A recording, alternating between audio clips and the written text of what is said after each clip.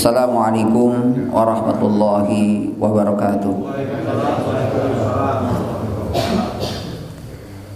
Innal hamdalillah nahmaduhu wa nasta'inuhu wa nastaghfiruh wa na'udzu billahi min shururi anfusina wa min sayyiati a'malina. May yahdihillahu fala mudilla lahu wa may yudlil fala hadiyalah. Wa ashhadu an la ilaha illallah wahdahu la syarikalah wa ashhadu anna Muhammadan abduhu wa rasuluhu alladzi la nabiyya ba'dah alladzi qala fi kitabihil mubin wa qumu lillahi qanitin wa innaha lakabiratun illa 'alal khashiin. Allahumma shalli wa sallim ala nabiyyina Muhammad wa ala alihi wa sahbihi wa man tabi'ahum bi ihsanin ila yaumiddin. Hadirin jamaah subuh yang insyaallah dirahmati dan dimuliakan Allah Subhanahu wa taala. Alhamdulillah di kesempatan pagi hari ini, hari yang ke-21 di bulan Ramadan, kita bisa kembali bersama melaksanakan salat subuh berjamaah, yang mana mudah-mudahan Allah Subhanahu wa taala senantiasa memberikan taufik, hidayah dan juga kesehatan. Hadirin yang Allah Subhanahu wa taala, untuk tahun ini sepertinya tidak ada malam genap ya. Semua malam-malam terakhir di 10 hari terakhir bulan Ramadan semuanya ganjil. Karena kalau kita malam ini nanti malam genap, sebagian mengatakan malam ganjil. Jadi ya semuanya ganjil ya. Jadi tidak lagi kita mencari malam ganjil 5 malam. Sekarang kita harus cari 10 malam full ya. Ya, terlepas daripada perbedaan itu tentu ya ada hikmahnya sebenarnya. Apa hikmahnya? Supaya kita bisa lebih maksimal lagi mendapatkan Lailatul Qadar. Kita mengharapkan malam ganjil, ternyata malam ganjilnya nanti malam, gitu kan? Jadi ya ayo kita cari semua malam ini menjadi malam-malam ganjil sehingga ya kita bisa ibadah lebih khusyuk lagi. Jamaah sekalian yang Allah Subhanahu wa taala, nanti setelah Ramadan kita akan bahas lagi tentang sirah nabawiyah. Ini karena masih berkaitan dengan nuansa Ramadan, sehingga materi-materi yang berkaitan dengan Ramadan terutama adalah meningkatkan ibadah kita di hadapan Allah, maka harus lebih ditekankan. Jemaah sekalian, iman Allah Subhanahu wa taala, di dalam buku ya, buku kecil ya, kutaib ya. Kalau kitab besar, buku besar disebut dengan kitab. Kalau buku-buku kecil disebut dengan kutaib ya. Dalam buku kutaib ataupun kitab kecil jemaah sekalian, yang judulnya adalah Salasu wa salasina sababan lil khusufis salah. Dalam buku tersebut menyebutkan berkaitan dengan 33 kiat khusyuk di dalam salat, yang ditulis oleh Syekh Muhammad Shalih Al-Munajjid, di mana beliau mengatakan bahwa kalau kita ingin mendapatkan khusyuk yang lebih baik, maka harus ada pada diri kita 33 itu. Ya, nanti mungkin silakan cari di referensinya di dunia maya ya, berselancar untuk melengkapinya. Saya akan sebutkan hanya beberapa saja pada kesempatan ya kali ini. Di Bandung ini biasanya suka ada pelatihan salat khusyuk. Bahkan tempatnya di hotel berbayar. Kita mah gratis sekarang ya mas kalian ya. Nah, jemaah sekalian yang Allah Subhanahu wa taala ya, sebagaimana dikatakan oleh Hudzaifah ya, karena Hudzaifah radhiyallahu anhu yaqul, Hudzaifah radhiyallahu anhu pernah berkata, iyyakum wa khusyu'un nifaq. Hati-hati, jauhi, hindari khusyuk kemunafikan. Ya, wa ma khusyu'un nifaq. Apa yang dimaksud dengan khusyuk kemunafikan itu? Qala, maka beliau menjawab, antara jasada khasyian engkau melihat ya tubuh begitu tampak kekhusyuan di dalam tubuh dalam gerakan salat, wal qalbu laisa bikhashiin, tapi hatinya tidak khusyuk. Ya, hatinya tidak khusyuk. Ya, wa qala al-Fudail bin Iyad, jemaah sekalian, bahkan Fudail bin Iyad mengatakan, ya fulan, al-khusyu hahuna. Khusyuk itu tempatnya di sini. Sambil menunjukkan ke hatinya, ke dadanya. La hahuna, bukan di sini. Sambil menunjukkan di kedua pundaknya. Biasanya orang yang khusyuk itu nampak di kedua pundak.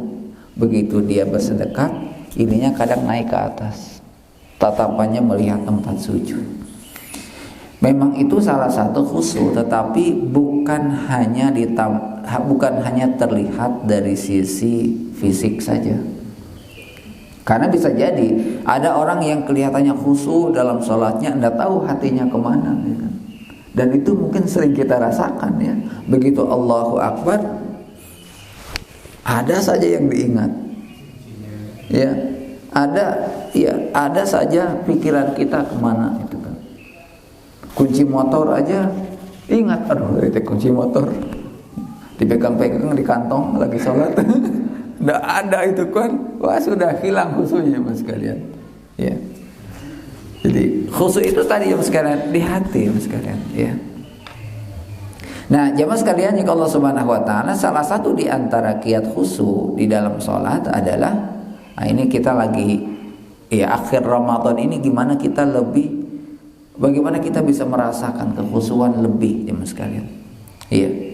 Di antaranya jemaah sekalian yang pertama adalah al-istidadu lis-shalah, memiliki persiapan sebelum sholat. Biasanya kalau kita safar, kalau kita bepergian, pasti kita bersiap diri. Bekalnya, pakaiannya, tasnya, kopernya, bahkan sabun mandi, handuk, itu persiapannya matang. Ya. Begitu persiapannya sudah lengkap, bahkan persiapannya mungkin 1 hari 2 hari sebelum sudah persiapan.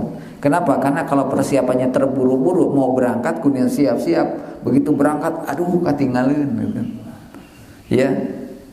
Kenapa? Karena terburu-buru, tergesa-gesa. Apalagi ketinggalan HP, balik lagi mas sekalian. Ya. Nah, jemaah sekalian, begitu juga di dalam salat. Ya.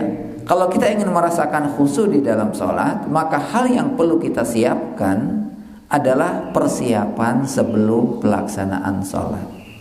Kenapa? Karena ini yang akan mengantarkan kekhusyukan di dalam sholat. Apa saja ya mas sekalian? Yang pertama adalah wa yahsulu dzalika bi umur. Maka untuk di antara beberapa persiapan sebelum pelaksanaan sholat yang harus kita siapkan, yang pertama adalah at-tardid ma'al muazzin. Yang pertama adalah menjawab azan. Menjawab azan itu mudah, tapi tidak semudah saat kita melaksanakannya. Azan terdengar, tapi kadang lidah kita keluh untuk membalas, mengikuti kata-kata muazzin.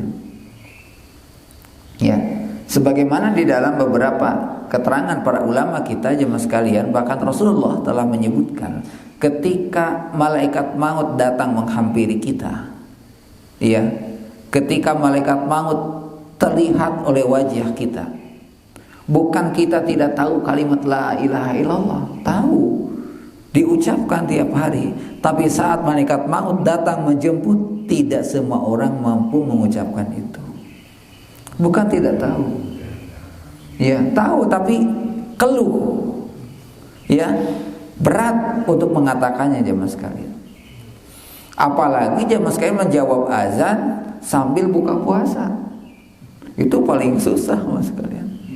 Buka puasanya di masjid, muazzinnya kelihatan, suaranya jelas, tapi kita keluh tidak bisa membalasnya, tidak bisa kemudian mengucapkan apa yang dikatakan oleh muazzin. Bahkan jemaah sekalian disebutkan oleh para ulama kita bahwa Kalau kita lagi baca Al-Quran, kalau kita lagi zikir, maka hentikan baca Quran kita, hentikan zikir kita, jawab azan. Kenapa? Karena azan itu memiliki waktu yang terbatas. Kalau baca Quran, waktunya luas. Setelah azan bisa lagi, ya, bahkan di antara waktu antara azan dengan azan waktu sangat luas, sementara azan memiliki waktu yang sangat sempit. Begitu juga ketika kita zikir, ya, kecuali misalkan kita sedang sholat sunat, ya. Makanya Bapak sekalian, ketika kita datang ke masjid, misalkan Jumatan, ya, mana yang kita pilih, apakah mendengarkan azan ataupun sholat sunat?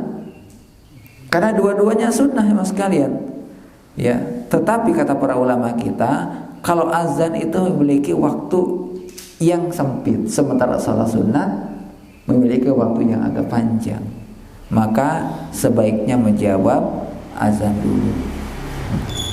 Sebagaimana kata Nabi kita sallallahu alaihi wasallam, "Idza sami'tumun nida," jika kalian mendengarkan azan, faqulu mithla ma yaqulul muazzin, maka ucapkan apa yang diucapkan oleh muazzin. Ya, kecuali hayya 'alas shalah dan hayya 'alal falah, maka jawabannya adalah la haula wala quwata illa billah. Ini jelaskan hal yang mengantarkan kekhusyuan menjawab azan, mulai dari menjawab azan.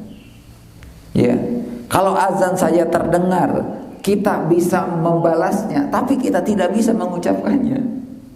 Ya, nah ini harus menjadi sebuah perhatian ya Mas sekalian saat kita mendengar azan. Bahkan ada para ulama ketika naik kendaraan, ketika terdengar azan berhenti.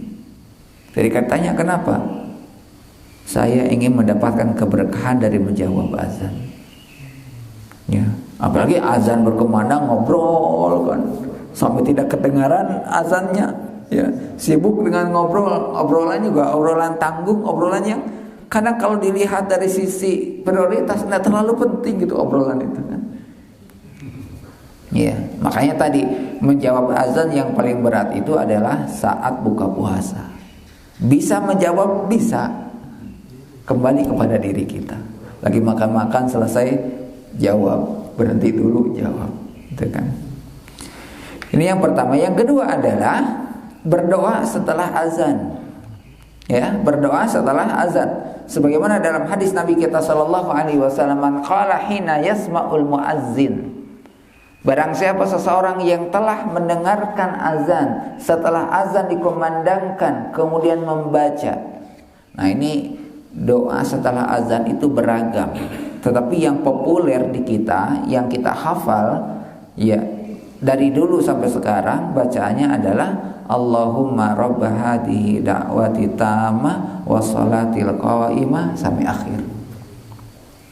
Padahal ada juga doa yang lain jemaah sekalian, sebagaimana disebutkan oleh Imam Muslim, ya, siapa yang mengucapkan ya doa setelah mendengar azan, bacaannya adalah asyhadu an la ilaha illallah wahdahu la syarikalah wa anna muhammadan abduhu wa rasuluh, raditu billahi rabba wa bi muhammadin rasula wa bil islami dinan. Apa kata Nabi? Ghufira lahu dzambuhu, maka dosa-dosanya akan diampuni oleh Allah Subhanahu wa taala. Ini ya doa setelah azan. Jadi tidak harus kemudian yang kita hafal saja, bahkan jika perlu kita harus menghafal doa yang lain. Ini yang kedua. Kemudian yang ketiga aja Mas sekalian, ya, di antara persiapannya adalah di antara persiapannya adalah waddu'a bainal adzani wal iqamah. Berdoa di antara azan dan iqamah. Ya. Sebagaimana kata Nabi kita sallallahu alaihi wasallam dari Anas bin Malik, ya, inna du'a la yuraddu bainal adzani wal iqamah fad'u. Kata Nabi kita sallallahu alaihi wasallam, sesungguhnya ada doa yang tidak tertolak.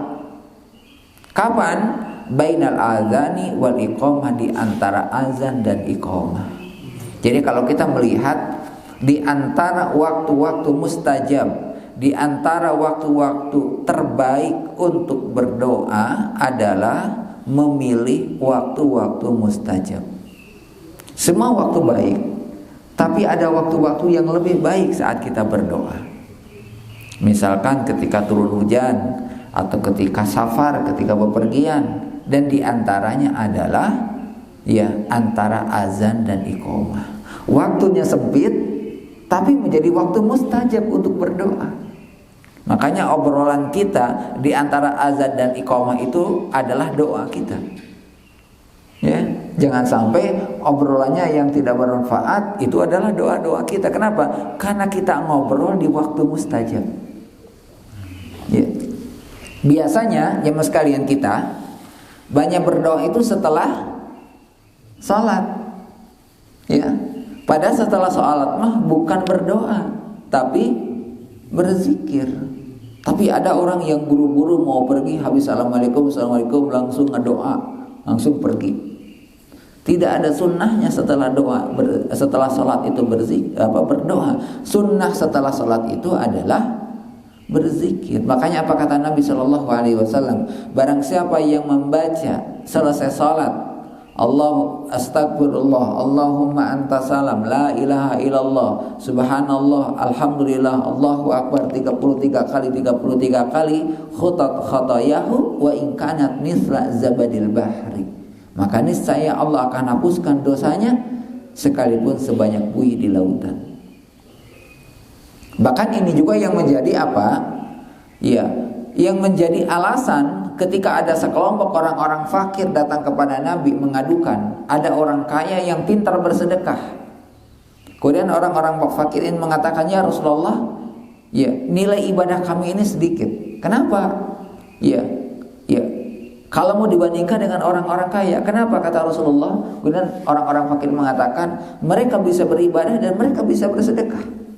Sementara kami ini hanya bisa beribadah tapi tidak bisa bersedekah. Adakah amalan yang ketika aku melakukannya sama dengan sedekahnya orang-orang kaya?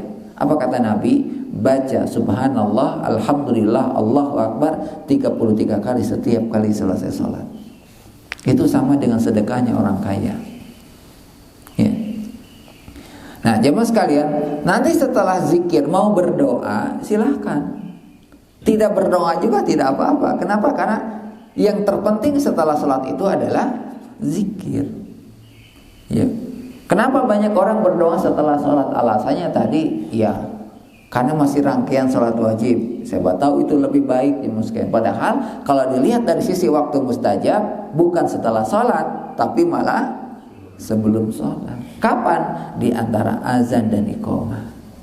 Subuh kita ini 10 menit menunggu jemaah sekalian. Waktunya panjang untuk berdoa. Kita mau berdoa, mau baca Quran, mau berzikir, itu waktu terbaik untuk berdoa. Apalagi jemaah sekalian kalau kita datang duluan, kemudian begitu selesai azan, kemudian kita berdoa, kemudian kita sholat sunat, kemudian kita duduk menunggu orang sholat sambil berdoa, pahalanya berlipat. Kenapa? Karena duduknya orang untuk menunggu sholat sama dengan sholat.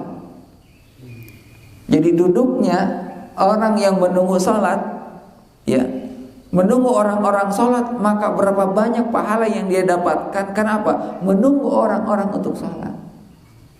Makanya tidak ada anjuran kalau misalkan setelah azan itu langsung iqamah. Harusnya jeda, ada waktu. Kenapa? Azan itu fungsinya memanggil, ngajak. Begitu diajak tapi langsung ninggalkan gitu kan. Langsung iqamah. Tunggu. Betul, setelah asar itu tidak ada sholat rawatib, betul. Sebelum maghrib tidak ada sholat rawatib, iya. Sebelum isya tidak ada, iya. Tapi ada sholat di antara dua azan. Sholat itu bisa sholat mutlak atau bisa berdoa. Kenapa? Menunggu orang sholat. Ya, jadi kalau kita ngajak, ayo tapi langsung pergi gitu kan. Kita ngajak apa itu kan? Ya. Kalau ngajak itu ya menunggu gitu ya.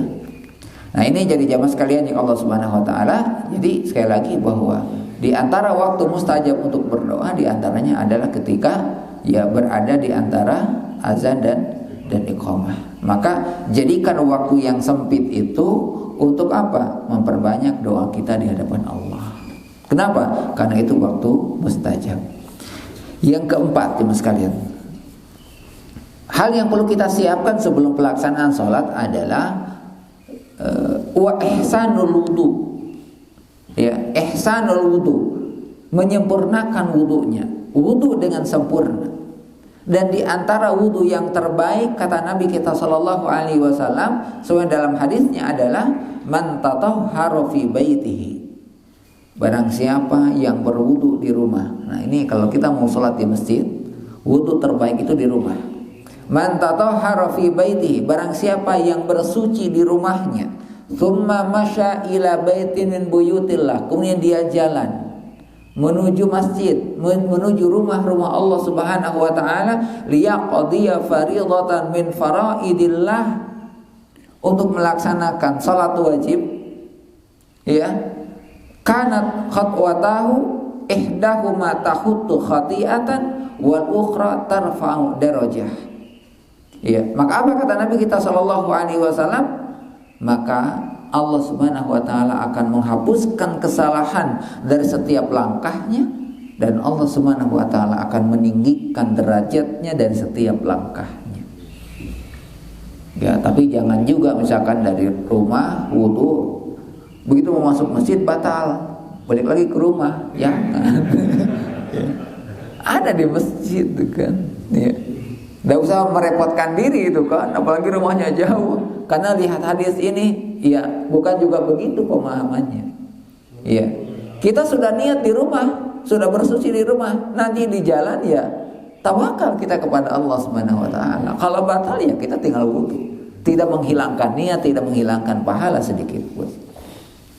Ya, bahkan dalam hadis yang diriwayatkan oleh Imam Muslim dari sahabat Abu Hurairah, ya, bahwasanya Rasulullah Shallallahu Alaihi Wasallam mengabari para sahabat dengan kata-kata gembira. Ya, apa kata Nabi? Ala adullukum ala ma yamhullahu bihil khataya. Maukah kutunjukkan kalian, ya, ala ma yamhullahu bihil khataya, tentang di mana Allah Subhanahu wa taala menghapuskan kesalahan-kesalahan kalian. Maukah kutunjukkan kepada kalian tentang amalan yang jika kamu melakukannya Allah akan hapuskan kesalahan-kesalahannya, wa yarfa'u bihi darajat, dan akan mengangkat kedudukan derajatnya di hadapan Allah Subhanahu wa taala. Qalu, maka sahabat menjawab, wa kathrat, maka ya, sahabat mengatakan, bala ya Rasulullah, iya ya Rasulullah. Kemudian apa kata Nabi? Isbagul wudu ala makari. Pertama adalah sempurnakan wudunya, ya. Wa kathratul khuta ilal masajid, banyakin langkahnya menuju masjid. Ya, bukan berarti banyakin langkah rumahnya depan masjid harus keliling gitu kan. Enggak juga, gitu kan. Masjidnya depan rumah tapi kemudian jalannya ke RT sebelah gitu kan. Enggak, sambil olahraga itu ya silakan gitu kan. Ya. Tapi biasanya kalau yang dekat masjid itu suka terakhir ke masjidnya. Biasanya yang dekat masjid, yang jauh itu biasanya lebih duluan ke masjidnya. Kenapa? Ya takut ketinggalan. Tapi kalau yang dekat rumah, ya biasanya ya tinggal buka gardeng, belum ada orang gitu kan, belum komat, nunggu gitu kan. Ya. Jadi ya mas kalian, kata Nabi adalah apa? Isbaqul wudu ala makari. Sempurnakan wudunya, perbanyak langkah menuju masjid, wantidaru salati ba'da salah, menunggu orang-orang salat. Ya, menunggu orang-orang salat, fadzalikumur ribat. Ya, apa kata Nabi? Maka ya dia telah melakukan ribat. Ya, ribat dalam arti apa? Maka dia sedang melakukan ketaatan kepada Allah Subhanahu wa taala. Jadi, menunggu itu ribat. Ya. Orang yang menunggu kebaikan di hadapan Allah Subhanahu wa taala. Ya.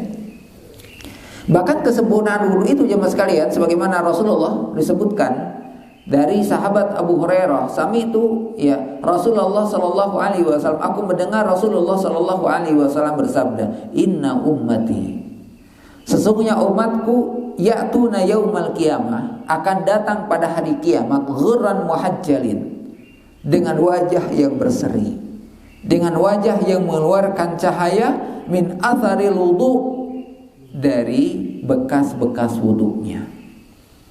Faman istata'a minkum ayyutila ghurratah falyaf'al. Jika di antara kalian ingin selalu wajahnya mengeluarkan cahaya, maka jaga wudunya. Nah ini jadi kesempurnaan wudu itu ya wudu yang di antara ciri wudu yang sempurna itu pertama jemaah sekalian, awali dengan basmalah. Kalau kita berwudu awali dengan basmalah. Sesuai dalam hadis Nabi kita sallallahu alaihi wasallam, la salata liman la wudu'alah. Tidak sah salatnya orang yang tidak berwudu, wala wudu'a liman lam yadhkur ismallah alaihi. Dan tidak sempurna, tidak sah wudunya orang yang tidak membaca basmalah. Walaupun dalam beberapa keterangan hadis ini dilemahkan oleh para ulama, tetapi anjuran untuk membaca basmalah sangat ditekankan, sangat disunahkan sebelum berwudu. Ya. Kenapa? Karena juga banyak hadis-hadis yang lain. Jadi di antara wudu yang sempurna itu pertama adalah awali dengan basmalah. Yang kedua, sempurnakan seluruh anggota wudu kita saat kita berwudu. Biasanya jemaah sekalian, banyak kesalahan dalam berwudu itu pada 3 tempat. Pertama adalah saat menghirup air. Tidak sedikit orang berwudu itu tidak menghirup air, cukup dibersihkan ininya saja, Pak, depannya saja. Padahal kata Nabi diingsrep, dimasukkan. Ya, kecuali ketika berpuasa hati-hati. Ya, takutnya nanti batal masuk ke rongkongan. Ya. Kesalahan yang kedua adalah ketika apa? Mencuci tangan. Mencuci tangan kadang begini, harusnya di sela-sela. Jadi bukan begini, gitu kan? Kalau begini mah tayamum. Karena tayamum itu kan seperti ini, kemudian begini. Itu tayamum. Tapi kalau kita berwudu dia harus menyela-nyela. Tasbih namanya, ya, menyela-nyela. Ya. Kemudian yang ketiga, ini kesalahan yang banyak dilakukan saat orang berwudu itu adalah ketika mencuci kaki. Sama, tidak menyela-nyela. Bahkan yang paling nampak saat mencuci kaki itu cuma di banjur. Kalau keran dibuka kerannya kemudian cuma dicucurin, nanti kan ser gitu kan. Atau balik belakang untuk tumitnya supaya kena air. Padahal wudu itu bukan seperti itu ketika kaki, ya meski harus dicuci termasuk selak jari jemarinya. Ya, maka jangan sampai kita berwudu, kita sholat tapi kemudian tidak ada catatan sholatnya. Kenapa? Karena tidak sah wudunya. Wudunya tidak mengikuti tuntunan Rasul sallallahu alaihi wasallam.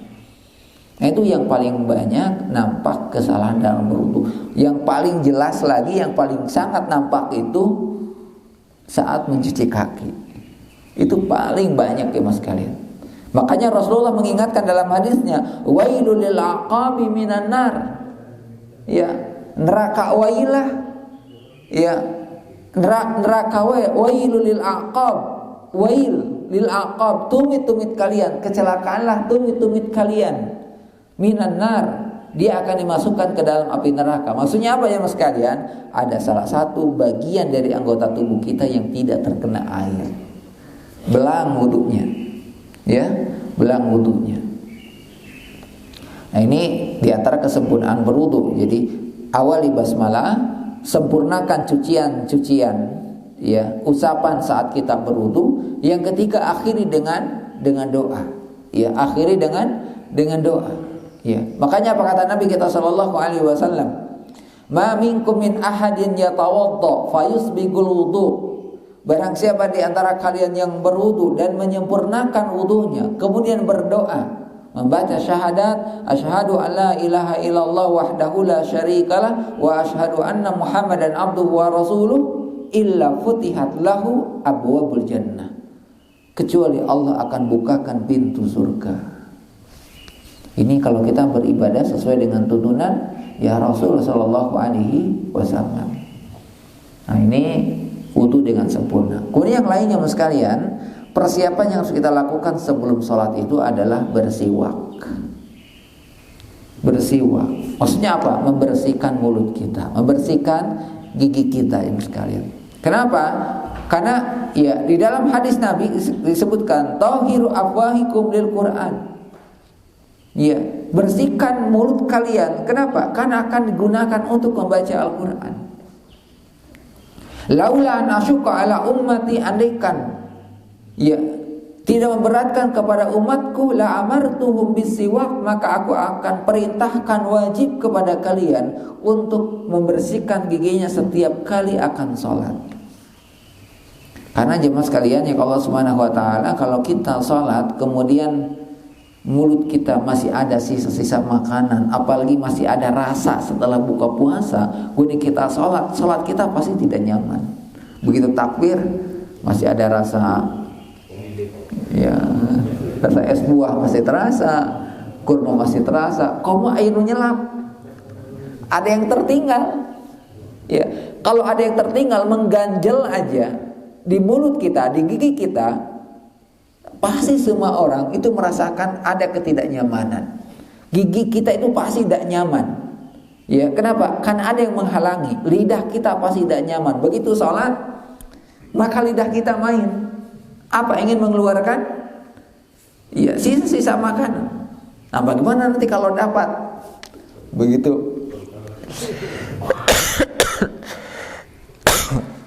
Ya, bagaimana kalau kita dapat jemaah sekalian? Kalau itu didapatkan, dimakan batal sholatnya.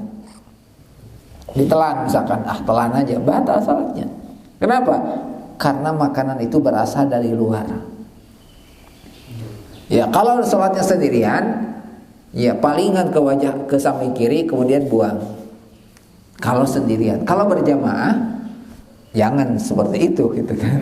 Kalau berjamaah, ambil, kemudian simpan di kantong kita. Jangan nanti diambil pas sujud dioleskan kanu. Ya. Ini jangan sampai. Makanya hati-hati juga kalau yang sholat sambil ngorong ya. Ngupil, sambil ngupil hati-hati. Kenapa? Kalau dapat dikemanakan. Nah, itu hati-hati Mas. Makanya sebelum sholat itu adalah harus apa? Persiapannya adalah membersihkan mulut kita. Ya. Nah, jemaah sekalian, dalam hadis Nabi kita Shallallahu Alaihi Wasallam disebutkan oleh Imam An-Nasai, ya, bahwasanya Nabi bersabda, as-siwaku mutahharatu lil fami mardatu lir rabbi. Siwak itu dapat membersihkan mulut dan dapat mendatangkan ridho Allah Subhanahu Wa Taala. Makanya, ini kalau siwak kayu itu luar biasanya, dia memiliki kelebihan. Kelebihannya apa yang sekarang? Kalau siwak kayu yang bisa dipakai oleh Rasulullah Sallallahu Alaihi Wasallam dan kita juga banyak jemaah sekalian, itu kalau kita pakai, kemudian kita simpan di kantong, siwaknya tidak bau, bajunya wangi. Ya, itu kelebihan siwak. Kalau sikat gigi kita pakai, kemudian simpan di kantong, sikat giginya bau, bajunya bau. Tapi kalau siwak itu ya Mas, itu luar biasa. Kenapa? Karena dia mengandung aroma, menghilangkan bau, membersihkan kotorannya Mas sekalian.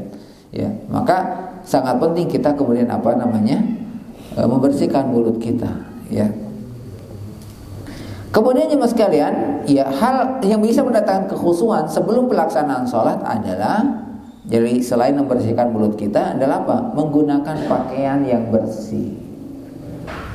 Yang bersih, yang rapi, yang pantas digunakan untuk sholat. Bersih dan pantas itu kan. Bersih tapi tidak pantas itu kan. Itu mau sholat apa mau ke alfa itu kan beda. Mau sholat atau mau ke undangan beda kan. Kalau orang pakai baju seperti ke undangan dipakai sholat, begitu lewat di depan orang-orang, ya dikiranya mau kemana? Undangan di mana itu kan? Ya, kita harus apa? Menggunakan pakaian-pakaian sholat. Kenapa? Karena pakaian sholat yang kita pakai saat kita jalan menuju masjid, itulah ajakan, peringatan orang-orang yang kita lewati. Jadi kalau kita ke masjid pakai baju seperti orang mau sholat, kemudian lewati di antara orang-orang yang mungkin lagi duduk-duduk, sudah mau sholat itu kan. Ya, tapi kalau misalkan pakaiannya biasa-biasa, orang melihatnya paling kemana itu kan. Bahkan tidak berpikir kemana-mana itu kan. Tapi kalau kita meski menggunakan pakaian seperti orang mau sholat, maka orang akan berpikir, sudah waktunya, mau sholat. Jadi mengingatkannya sekalian. Makanya penting juga kalau kita sholat lewati di depan orang-orang yang lagi ngumpul-ngumpul, itu kan penting. Kalau kita tidak bisa mengajak, minimal apa? Dakwah kita menggunakan apa? Pakaian. Ya. Menggunakan pakaian yang bersih. Pakaian yang bersih itu pertama pantas digunakan untuk sholat. Yang kedua, pakaiannya tidak mengganggu orang yang sholat. Ya, pakaian yang mengganggu itu apa? Misalkan pakaian yang bertuliskan, baju yang ada tulisan di belakang, itu sangat mengganggu orang-orang yang ada di belakang. Kenapa? Karena mau tidak mau orang di belakang itu pasti baca. Apalagi pakai sarung, capnya di bawah gitu kan. Ya, ada yang wadimor, ada yang atlas, ada yang gajah duduk kan. Ya, beragam. Begitu Allahu Akbar, gajah duduk lihat ke sana, atlas itu kan.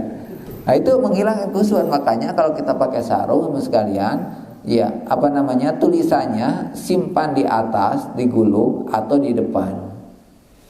Ya. Kita sebetulnya bukan iklan gitu kan. Tapi memang sengaja itu tukang jualan sarung itu sengaja. Akhirnya kita pun juga pajang juga di belakang kita. Artinya apa? Mungkin kita bisa khusyuk dalam sholat, tapi menyebabkan orang lain tidak khusyuk, kita berdosa. Khusyuk tapi berdosa. Kenapa? Mengganggu orang lain, ya Mas kalian. Ya, ini makanya apa kata Allah Subhanahu wa taala dalam surat Al-A'raf ayat 31, "Ya bani Adam, wahai bani Adam, khudhu zinatakum inda kulli masjid." Masuklah kalian ke masjid dengan menggunakan pakaian yang indah. Setiap kali kalian akan masuk ke masjid, pakaian yang pantas, yang rapi, ya. Ya, saat apa? Saat kalian masuk ke masjid. Kemudian Allah mengatakan, "Wa kulu washrabu wa la tusrifu." Dan janganlah kalian makan dan minum berlebihan. Kenapa? Kalau kita makan minum berlebihan, itu pengaruh ke salat. Pengaruh ke tarawih, apalagi ke tarawih ya sekalian. Pengaruh. Kalau makanannya banyak, tarawih itu berat. Tapi selesai tarawih mah cengkar deh itu kan, selesai tarawih. Tapi begitu mau tarawih, gangguannya sangat luar biasa, ya. Kemudian juga jemaah sekalian, ya, di antara hal yang bisa mendatangkan khusyuk dalam sholat itu adalah memakai wewangian, ya, memakai wangian. Kenapa?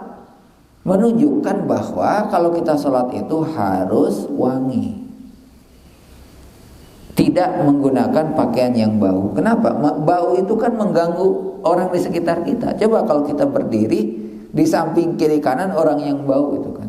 Nah, makanya kalau mau sholat, ya hati-hati yang merokok itu ya, yang merokok ya hati-hati. Ya, merokok pakai baju sholat, kemudian sholat. Mungkin ada orang yang tidak terbiasa, ya, mencium bau asap ya sekalian, atau misalkan dia berdiri di tengah-tengah orang-orang yang memang ya tidak tercium baunya, kemudian dia tercium baunya, ini sangat mengganggu. Maka ini penting apa? Membersihkan ya pakaian kita, menggunakan pakaian kita. Ya, soalnya dalam hadis Nabi kita sallallahu alaihi wasallam disebutkan oleh Imam Muslim, "Innallaha jamil, yuhibbul jamal." Ya, bahwasanya kesungguhnya Allah itu indah dan menyukai keindahan. Ya, sesungguhnya Allah itu indah dan menyukai keindahan. Maka apa? Ya, gunakan ya pakaian yang bersih dan rapi. Yang keduanya adalah memakai wewangian. Jemaah sekalian yang Allah Subhanahu wa taala, sering saya dapatkan di beberapa masjid, ya, sering didapatkan di masjid itu disimpan apa? Parfum. Simpan ya sekalian. Ya, kita bapak-bapak ini sunnah memakai wangian itu. Harusnya memiliki wangi yang khusus, tidak gonta-ganti. Kalau misalkan wangi ini si fulan nih, ya, tapi tidak ada orangnya kemana. Tapi meninggalkan wangi, ya, meninggalkan hal yang baik, ya.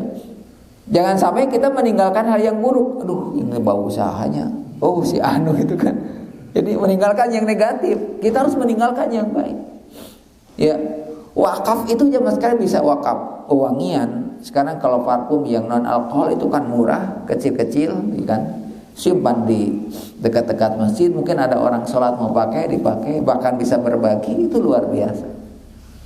Jangan pakai yang semprot-semprot begitu, mahal biasanya parfumnya. Ya, kalau yang pakai parfum yang non alkohol yang agak bagus itu wanginya bertahan lama ya sekalian, ya cukup bertahan. Nah ini pentingnya kita menggunakan wangian sebelum sholat. Tujuannya untuk apa? Ya supaya orang di sekitar kita atau bahkan kita sendiri tidak terganggu dengan sesuatu yang menyebabkan hilangnya kekhusyuan di dalam sholat.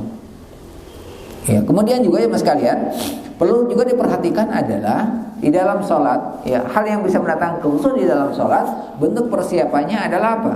Menutup aurat dengan sempurna. Ya jangan sampai ya kita sholat kemudian bajunya terlalu pendek gitu ya, kemudian sholat begitu dia ruku atau ketika dia sujud kelihatan belakangnya, atau memakai celana yang bolong misalkan.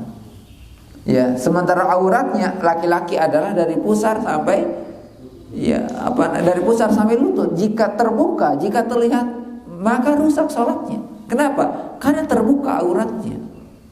Ya, maka ya gunakan ya pakaian yang bisa ya menutup aurat. Nah ini diantara beberapa hal yang perlu kita siapkan ya sebelum sholat. Ya. Kenapa ya mas kalian? Persiapan ini insya Allah ini akan mengantarkan kekhusyuan di dalam sholat. Kenapa? Karena kita memulai sudah persiapannya dari menjawab azan, berdoa, berwudu dengan sempurna, menuju masjid dengan segera, dengan tidak terburu-buru. Kenapa? Ya, karena Rasulullah SAW pun juga melarang ya kita menuju masjid dengan ya tergesa-gesa, dengan terburu-buru. Ya, sebagaimana ada kisah sahabat yang ketika sholat ya karena terlambat begitu masuk masjid sedang ruku, ya begitu kemudian masuk ke masjid dia ruku, takbir kemudian ruku di depan pintu, kemudian jalan menuju saf terakhir, saking tidak mau ketinggalan rakaat pertama, sampai rukunya di depan pintu sana, begitu masuk langsung ruku kemudian jalan ke depan. Ya, maka Nabi SAW mengatakan jangan lakukan seperti itu. Jika terlambat sempurnakan, jika tidak maka salatmu sudah sempurna. Nah, ini diantara beberapa persiapan ya sebelum salat yang harus kita lakukan. Apalagi di bulan Ramadan ini jemaah sekalian, ini penting. Bahkan hadir ke masjid sebelum waktunya itu lebih utama. Ya lebih utama kenapa? Karena kita akan mendapatkan banyak kebaikan. Ya kebaikannya apa? Kebaikannya adalah menunggu orang-orang salat. Dan lihat ya mas kan para sahabat itu dulu mereka memang sudah masjid itu sudah penuh sebelum waktunya itu kan. Ya jangankan zaman dulu di Mekah aja.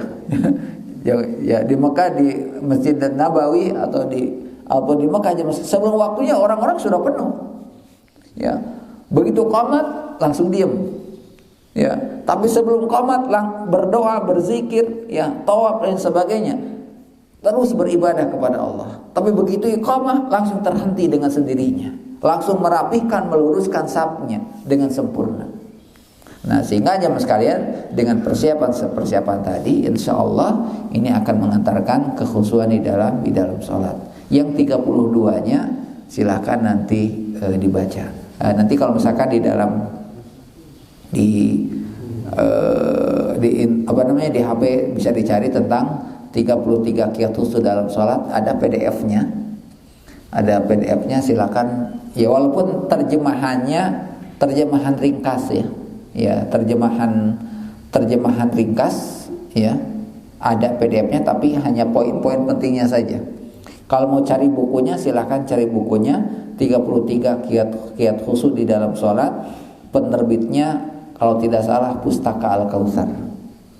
Ya, sebenarnya ada beberapa penerbitnya ya, menggapai 33 khusyuk dalam salat, 33 qiyat khusyuk dalam salat. Ada beberapa judul sekalian, tapi di antara buku-buku yang ada terjemahannya yang secara terjemahan hampir menyerupai bukunya adalah tadi Pustaka Al-Kautsar.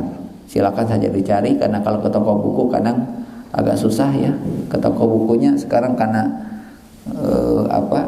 dengan adanya jadi jangan GoFood terus ya. Jangan GoFood terus, go-nya nanti GoBook gitu kan. Jadi GoBook walaupun tidak ada GoBook ya. Ya jangan GoFood terus kita pesan makanan terus apa pesan buku, cari buku, dan buku yang sangat-sangat murah ya mas kan, sangat-sangat murah. Tapi insya Allah ketika buku itu dibaca, banyak manfaat yang bisa kita dapatkan, bahkan itu menjadi cambuk untuk kita, ya, menjadi peringatan untuk kita, di mana kita harus lebih khusyuk lagi, ya, di dalam ibadah dan ketaatan kita kepada Allah Subhanahu Wa Taala. Saya kira ini jemaah sekalian yang bisa kita sampaikan di kesempatan pagi hari ini. Silakan kalau ada hal yang mau disampaikan.